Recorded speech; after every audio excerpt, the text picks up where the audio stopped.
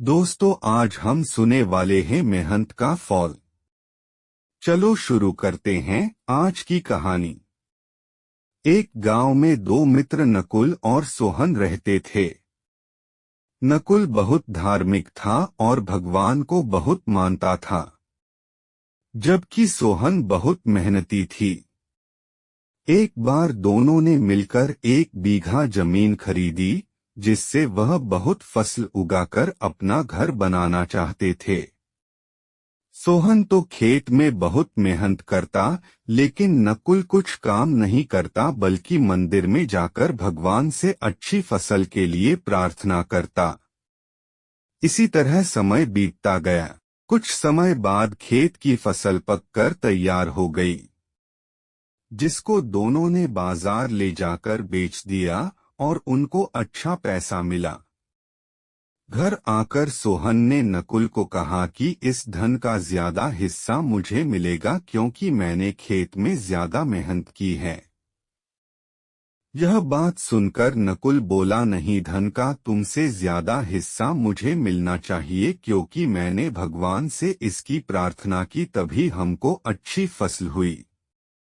भगवान के बिना कुछ संभव नहीं है। धन के बंटवारे को लेकर दोनों गांव के मुखिया के पास पहुंचे। मुखिया ने दोनों की सारी बात सुनकर उन दोनों को एक एक बोरा चावल का दिया, जिसमें कंकड़ मिले हुए थे। मुखिया ने कहा कि कल सुबह तुम दोनों को इसमें से चावल और कंकड़ अलग करके लाने हैं, तब मैं निर्णय करूंगा कि इस धन का ज्यादा हिस्सा किसको मिलना चाहिए। दोनों चावल की बोरी लेकर अपने घर चले गए। सोहन ने रात भर जागकर चावल और कंकड़ को अलग किया। नकुल चावल की बोरी को लेकर मंदिर में गया और भगवान से इसके लिए प्रार्थना की। अगले दिन सुबह सोहन जितने चावल और कंकड़ अलग कर सका उसको ले जाकर मुखिया के पास गया, जिसे देखकर मुखिया खुश हुए। नकुल वैसी की वैसी बोरी को ले जाकर मुखिया के पास गया। मुखिया ने नकुल को कहा कि दिखाओ तुमने कितने चावल साफ किए हैं।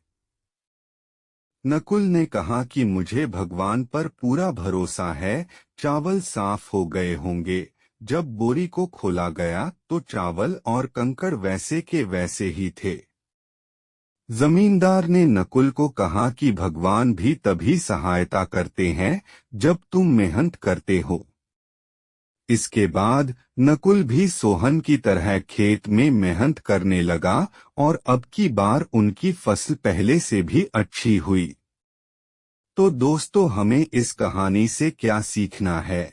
इस कहानी से हमें यह सीख मिलती है कि हमें कभी भी भगवान के भरोसे नहीं बैठना चाहिए। हमें सफलता प्राप्त करने के लिए मेहनत करनी चाहिए।